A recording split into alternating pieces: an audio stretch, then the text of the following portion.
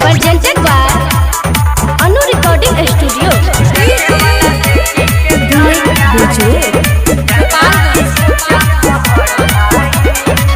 हमके प्राण हवे तीन रंग तिरंगा, भारत देशवा चली है न पंगा।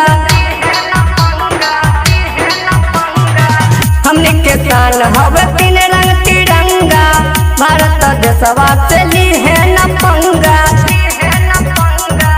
कब नो आतंक न आतंक कर पाई, देखे वाला देखी के जर जाई, झंडा ई ऊंचा फहर जाई। कि देखे वाला देखी के जर जाई, झंडा ई ऊंचा फहर जाई। बुलेट बेजोड़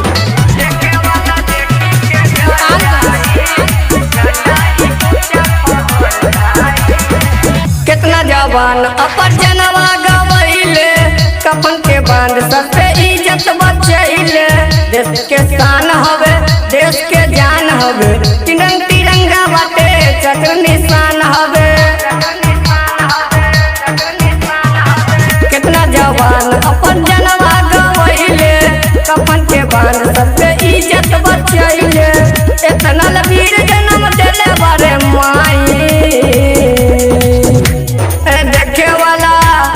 देखे वाला देखी के जर जाई, झंडा ई ऊंचा फहर जाई। देखे वाला देखी के जर जाई, झंडा ई ऊंचा फहर जाई। बुलेट बेजोड़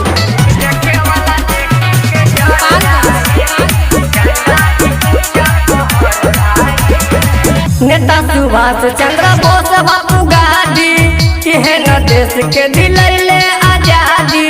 चीन पाकिस्तान अब कुछो न कर पाई, झुके न दे हम झंडा, बोले अब जान जाई।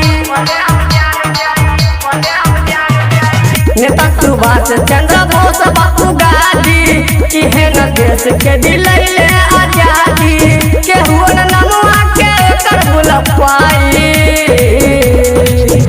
अरे देखे वाला देखी के जर जाई, झंडा ई ऊंचा फहर जाई।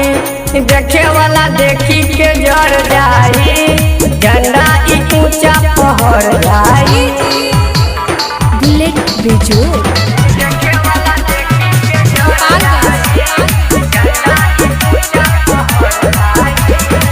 गायक मुकेश बर्दाश्त नहीं करी है, इदाई घुस ओकरा जसबे में लड़ी है। विवेक विजय संगे अजय किसान हो, नामो निशान मिटा दी चीन पाकिस्तान के। गायक मुकेश बर्दाश्त नहीं करी है, इदाई घुस ओकरा जसबे में लड़ी है। बातें औकात नहीं कुछ कर पाई।